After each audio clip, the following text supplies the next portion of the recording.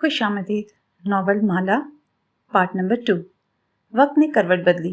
11 बरस गुजर गए थे। मिर्ज़ा हवेली की वही दीवारें अब काई ज़दा हो चुकी थी। सहन का वो नीम का दरख्त अब इतना बड़ा हो गया था कि उसका साया पूरी चारपाई पर पड़ता था। माहीन अब 18 बरस की थी। वो लड़की जो कभी टूटी हुई नूरी गुड़िया को सीने से लगाकर सोती थी, अब एक लंबे कद, संजीदा आंखों वाली नौजवान औरत बन चुकी थी। स्कूल उससे छीना जा चुका था, मगर उसने चोरी छुपे किताबें पढ़ना नहीं छोड़ा था। घर के कामकाज के बीच रात को दिया जलाकर वो अम्मा सफिया की पुरानी किताबें पढ़ती रहती थी। आज हवेली में फिर वही चहल पहल थी जो 11 साल पहले थी। औरतें आ रही थी, मेहंदी के थाल सज रहे थे, मगर इस बार फर्क ये था कि माहिन को कुछ समझ न आने वाला खौफ नहीं था। इस बार वो जानती थी कि आज रुखसती है। आज वो बाकायदा शहरयार के घर चली जाएगी। शहरयार अब 25 बरस का था। शहर से इंजीनियरिंग करके वापस आया था। उसका चेहरा बचकाना नहीं रहा था। उस पर बरसों की थकन और कुछ ना कही बातों का बोझ था। शाम को जब माहिन को सिर्फ जोड़े में बिठाया गया तो दादी जुबैदा, जो अब कमर से झुकी हुई बूढ़ी औरत बन चुकी थी, उसके पास आई। उनकी आंखों में पहली बार माहिन ने कुछ नरमी देखी। मैंने तुम्हारी जिंदगी का फैसला खुद किया था, दादी ने आहिस्ता से कहा। शायद गलत था, मगर अब वापसी का कोई रास्ता नहीं है। माही ने कुछ नहीं कहा। उसने सीख लिया था कि खामोशी ही इस घर की जबान थी। कमरा फूलों की खुशबू से भरा हुआ था। चंबेली की लड़ियां दीवारों पर आवेजा थी और एक मध्यम सा दिया कोने में जल रहा था। बाहर शहर में मेहमानों की रुखसती का शोर अब धीरे धीरे थम रहा था। माहीन सुर्ख जोड़े में पलंग के किनारे बैठी थी। उसका सर झुका हुआ, हाथ गोंद में बंधे हुए। चूड़ियों की हल्की सी झनकार उसके हाथ की मामूली सी हरकत से भी सुनाई दे जाती थी। दरवाजा आहिस्ता से खुला और शहरयार अंदर दाखिल हुआ।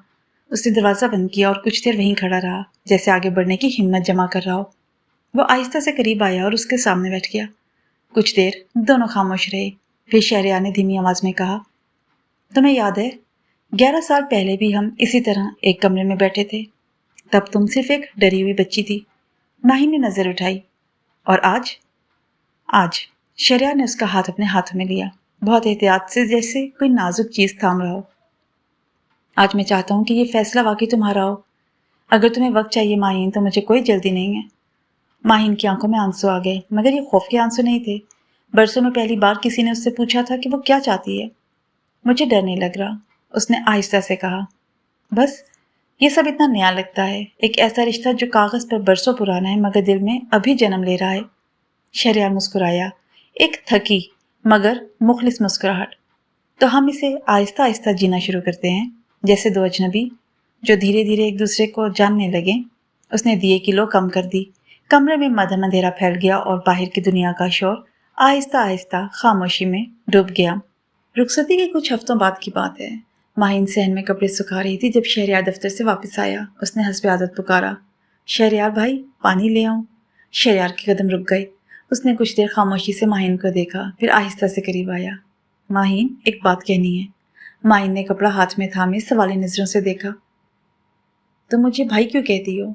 उसकी आवाज में उलझन और थकन दोनों थी। माहिन ने नजर झुका ली। आदत है, बचपन से ऐसे ही पुकारती आई हूं, मगर अब हम मियाँ बीवी हैं, शहरयार ने कहा, और उसके अपने अल्फाज उसे अजीब लगे, जैसे पहली बार उसने ये रिश्ता जबान से कबूल किया हो। हर बार जब तुम मुझे भाई कहती हो, मुझे लगता है जैसे तुम आज भी वहीं खड़ी हो, 7 बरस की, और मैं कुछ नहीं कर पा रहा तुम्हारे लिए। माहिन की आंखों में नमी आ गई। तो फिर मैं आपको क्या कहूँ? मेरा नाम ले लिया करो, सिर्फ शहरयार, उसने कहा, या फिर जो तुम्हारा दिल चाहे, मगर भाई नहीं, अब नहीं। माहिन कुछ देर खामोश रही, जैसे बरसों की एक आदत को अल्फाज में बदलने की कोशिश कर रही हो। फिर बहुत आहिस्ता से बोली, ठीक है शहरयार। यह नाम जिसकी ज़बान पर पहली बार बगैर भाई के आया, दोनों के दरमियान एक खामोश लम्हे की तरह ठहर गया। ना खुशी का इजहार, ना जश्न, बस एक एतराफ़ के रिश्ता अब वाकई बदल चुका था। अगले दिनों में शहरयार के दोस्त उससे मिलने आए। आसिम, बिलाल और नोमान, कॉलेज के ज़माने के दोस्त। चाय पीते हुए आसिम ने मुस्कुरा कर कहा, यार शहरयार, तुमने तो कमाल कर दिया। 14 साल की उम्र में निकाह और अब दुल्हन भी घर आ गई। हम तो अभी तक कवारे फिर रहे हैं। बिलाल ने चुटकी ली, भाई हमने तो अपनी मर्जी से शादी की, मोहब्बत की, तुमने तो बस। खैर छोड़ो। शहरयार के चेहरे का रंग बदल गया। क्या मतलब है तुम्हारा? नोमान ने हंसते हुए कहा, कुछ नहीं यार, बस मजाक कर रहे हैं। वैसे सच बताओ, तुम्हें कभी अफसोस नहीं हुआ? तुम्हारी जिंदगी का सबसे बड़ा फैसला किसी और ने किया था? ये अल्फाज शहरयार के दिल में तीर की तरह उतर गए। उस रात वो देर तक अपने कमरे से बाहर नहीं निकला। माही ने दरवाजे की दरज से उसे सर झुकाए हुए बैठे देखा। वो समझ गई ये सिर्फ उसका बोझ नहीं था, शहरयार भी अपने हिस्से का खौफ और शर्मिंदगी अकेले ढो रहा था। माही आहिस्ता से अंदर गई। उसने कुछ नहीं कहा, बस उसके पास बैठ गई। पहली बार दोनों के दरमियान अल्फाज की जरूरत नहीं थी, मगर ये खामोश कुर्बत ज्यादा देर न ठहरी। अगली सुबह दादी ने ऐलान कर दिया कि अब वक्त आ गया कि घर में नई रोशनी आए। माहिन का चेहरा सफेद पड़ गया। वो अभी खुद को एक बीवी समझने की कोशिश ही कर रही थी और अब उससे माँ बनने की उम्मीद की जा रही थी। दादी के ऐलान के बाद घर में एक नया दबाव शुरू हो गया। हर दूसरे दिन कोई ना कोई रिश्तेदार आकर माहिन से पूछ देता, कोई खुशखबरी नहीं, और माहिन हर बार नजरें झुका लेती। इस दबाव ने शहरयार और माहिन के दरमियान जो नाजुक डोर बुनना शुरू हुई थी उसे मजीद उलझा दिया। अब हर मुलाकात में एक बेनाम सा बोझ आ जाता। दोनों एक दूसरे से बात करना चाहते थे, मगर खानदान की तवक्कुआत के शोर में उनकी अपनी आवाज़ दब जाती। एक शाम माही ने हिम्मत करके पूछा, शहरयार भाई आप खुश हैं? शहरयार ने हैरत से देखा। काफ़ी देर बाद बोला, मुझे नहीं मालूम खुशी कैसी होती है माही। मैंने तो कभी अपनी मर्जी से कुछ नहीं चुना, बस इतना जानता हूँ कि मैं तुम्हें तकलीफ में नहीं देख सकता। ये मोहब्बत है या जिम्मेदारी? माही ने पूछा। शहरयार खामोश रहा। उसके पास इस सवाल का जवाब नहीं था, और शायद यही सबसे बड़ा अलमिया था। दो इंसान जो बरसों से एक ही छत तले एक ही रिश्ते में जुड़े थे, मगर एक दूसरे के दिल की जुबान कभी सीख ही ना पाए। महीने गुजरते गए, घर का माहौल भारी होता गया।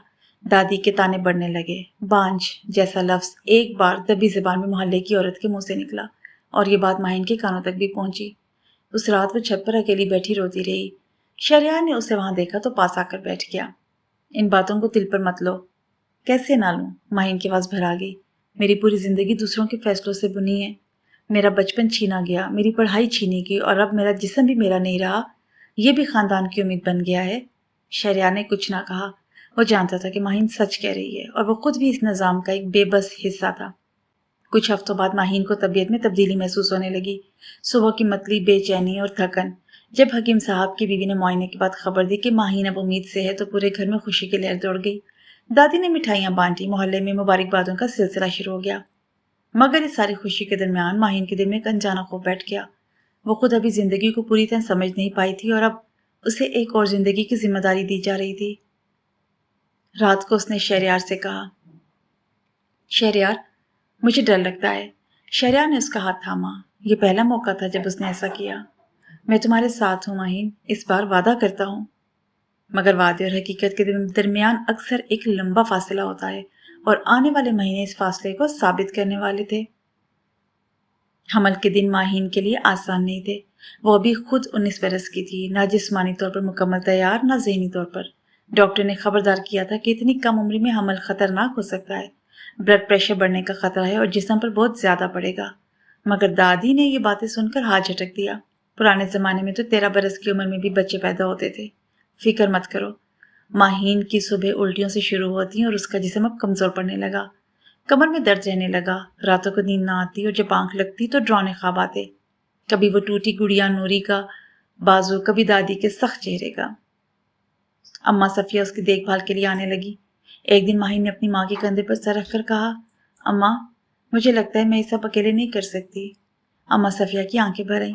मेरी बच्ची, मैंने भी तुम्हें बचाने की कोशिश की थी, मगर इस घर में मेरी कोई आवाज़ नहीं थी। अब तुम मजबूत बनो, अपने लिए और अपने आने वाले बच्चे के लिए। शहरयार उन दिनों काम के सिलसिले में शहर आता जाता रहता था। वो चाहता था कि माहिन के करीब रहे, मगर घर के माली हालात और दादी के दबाव ने उसे मसरूफ कर रखा था। जब भी वो घर आता, माहिन को कमज़ोर और थकी हुई पाता, और ख़ुद को मज़ीद बेबस महसूस करता। एक रात जब माहिन को शदीद दर्द के बाइस हकीम के पास ले जाना पड़ा। उस वक्त शहरयार शहर में था।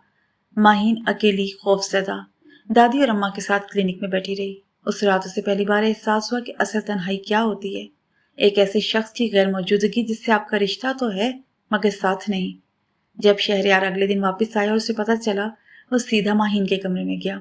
मुझे माफ़ कर दो, मुझे तुम्हारे साथ होना चाहिए था। माही ने थकी आंखों से उसे देखा। शहरयार, आप हमेशा माफ़ी मांगते हैं, मगर माफ़ी से साथ नहीं बनता। ये अल्फाज शहरयार के दिल में गड़ गए। उसे एहसास हुआ कि बरसों की खामोशी और फासले ने उन दोनों के दरमियान एक ऐसी खलीज बना दी थी जिसे चंद अच्छे अल्फाज से पाटा नहीं जा सकता। मोहब्बत अगर कभी उनके दरमियान जन्म लेती भी, تو وہ جلدی اور دباؤ کے سائے تلے مرجھا چکی تھی۔ اس رات دونوں پہلی بار کھل کر بولے، شکوے، معافیاں، انکہی باتیں جو برسوں سے دبی تھی، مگر بات چیت کے بعد بھی وہ خلا پورا نہ ہوا۔ کچھ زخم صرف الفاظ سے نہیں بھرتے۔ 9ویں مہینے کے آخری ہفتے ایک طوفانی رات ماہین کے ہاں درد زا شروع ہوا۔ گھر میں افراتفری مچ گئی۔ حکیمہ کو بلایا گیا، مگر دیہات کے محدود طبی وسائل کے باعث حالات پیچیدہ ہوتے گئے۔ ماہین کا کمزور جسم جو مہینوں کی تھکن اور ذہنی دباؤ سہ چکا تھا، اس کڑی آزمائش کو برداشت کرنے میں مشکل محسوس کر رہا تھا۔ شہریار باہر برآمدے میں بے چینی سے ٹہل رہا تھا۔ اس کی مٹھیاں بھینچی ہوئی تھی، بالکل ویسی جیسے اس رات تھی جب اسے نکاح کے لیے بٹھایا گیا تھا۔ 11 سال پہلے وہ ایک خوفزدہ بچہ تھا جسے سمجھ نہیں آ رہا تھا کہ کیا ہو رہا ہے۔ آج وہ ایک خوفزدہ شوہر تھا جسے سمجھ نہیں آ رہا تھا کہ آگے کیا ہوگا۔ آدھی رات کے بعد ایک بچی کی رونے کی آواز آئی۔ گھر میں مختصر سے خوشی کی لہر دوڑی، مگر اسی لمحے حکیمہ باہر نکلی اور اس کا چہرہ سنجیدہ تھا۔ بچی صحت مند ہے، مگر ماہین بی بی کو بہت خون بہہ گیا ہے، ہمیں فوراً شہر لے جانا ہوگا۔ راستے کی خرابی، رات کے اندھیرے میں گاڑی کا نہ ملنا اور دیہات سے شہر کا طویل فاصلہ، یہ سب اس نظام کی ناکامیوں کا حصہ تھے جس نے ایک 7 سالہ بچی کا نکاح تو کر دیا تھا، مگر اسے وہ سہولتیں کبھی نہ دی جو ایسے نازک وقت میں ایک عورت کا حق ہوتی ہیں۔ شہریار نے ماہین کا سر اپنی گود میں رکھا۔ اس کا چہرہ زرد پڑ چکا تھا۔ ماہین، ہم شہر پہنچنے والے ہیں، بس تھوڑی دیر اور۔ شہر کا راستہ اندھیرے میں ڈوبا ہوا تھا۔ گاڑی کچے راستے پر ہچکولے کھاتی جا رہی تھی۔ ماہین کا سر شہریار کی گود میں تھا۔ اس کا چہرہ پیلا پڑ چکا تھا اور اس کے ہونٹوں کا رنگ اڑ گیا تھا۔ خون رکنے کا نام نہیں لے رہا تھا۔ حکیمہ نے جتنی کوشش کی تھی وہ ناکافی ثابت ہوئی۔ ماہین کی سانسیں چھوٹی اور بے ترتیب ہو رہی تھیں، جیسے ہر سانس کے ساتھ اس کے اندر کچھ کم ہوتا جا رہا ہو۔ شہریار، اس نے بہت دھیمی آواز میں کہا۔ اس کی پلکیں بار بار بند ہونے لگیں۔ مجھے نیند آ رہی ہے۔ نہیں ماہین، آنکھیں کھلی رکھو۔ شہریار نے اس کا چہرہ اپنے ہاتھوں میں لیا۔ اس کی آواز کانپ رہی تھی۔ بس تھوڑی دیر اور، ہم پہنچنے والے ہیں۔ ماہین کی نظریں اب دھندلا رہی تھیں، مگر اس نے مسکرانے کی کوشش کی۔ نوری کو دیکھا؟ وہ کیسی ہے؟ وہ ٹھیک ہے، بالکل ٹھیک۔ شہریار کی آنکھوں سے آنسو گرنے لگے۔ ماہین کا ہاتھ جو اب تک شہریار کے کرتے کو کمزوری سے پکڑے ہوئے تھا، آہستہ آہستہ ڈھیلا پڑنے لگا۔ اس کی انگلیاں، وہی انگلیاں جنہوں نے کبھی ٹوٹی گڑیا کا بازو سیا تھا، اب بے جان سی گرنے لگیں۔ شہریار، اس نے آخری بار وہ پرانا لفظ دہرایا، شاید بے خودی میں، شاید اس بچپن کی طرف واپسی میں جہاں سب کچھ شروع ہوا تھا۔ میں تھک گئی ہوں۔ اس کی آنکھیں بند ہو گئیں۔ اس کا سینہ ایک آخری ہلکی سی سانس کے بعد ساکت ہو گیا۔ گاڑی میں اس کے علاوہ کوئی آواز نہ رہی، سوائے شہریار کی دبی دبی سسکیوں کے جو رات کے سناٹے میں گونجتی رہیں۔ باہر کھیتوں کے اوپر آسمان پر ایک بھی ستارہ نہیں تھا، بلکہ اس رات کی طرح جب 11 برس پہلے ایک بچی کے گلے میں تقدیر کا ہار ڈالا گیا تھا۔ مرزا حویلی میں اس کے بعد سناٹا چھا گیا۔ دادی زبیدہ، جنہوں نے برسوں پہلے ایک فیصلہ کیا تھا، اب اس فیصلے کے انجام کو دیکھ کر ٹوٹ چکی تھی۔ وہ اکثر صحن میں اکیلی بیٹھی رہتی، خالی نظروں سے اس کمرے کی طرف دیکھتی جہاں کبھی ایک 7 سالہ بچی مہندی سجائے بیٹھی تھی۔ شہریار نے اپنی بیٹی کا نام نوری رکھا، اسی ٹوٹی ہوئی گڑیا کے نام پر جسے ماہی نے بچپن بھر سینے سے لگائے رکھا تھا۔ وہ اکیلا اس بچی کو پالتا رہا اور جب وہ بڑی ہونے لگی تو اس نے اسے وہ کہانی سنائی، ایک ایسی ماں کی کہانی جس کا بچپن، جس کی پڑھائی اور آخر کار جس کی جان، سب کچھ دوسروں کے فیصلوں کی نظر ہو گیا۔ اس نے اپنی بیٹی سے صرف ایک وعدہ لیا، جب تمہاری زندگی کا فیصلہ کرنے کا وقت آئے، وہ فیصلہ صرف تمہارا ہوگا، کسی اور کا نہیں۔ مرزا حویلی کی دیواروں پر آج بھی جب دوپہر کی دھوپ تیز ہوتی ہے، وہ پرانا نیم کا درخت اسی سائے میں کھڑا نظر آتا ہے جہاں کبھی ایک بچی نے اپنی ٹوٹی گڑیا کا بازو سیا تھا۔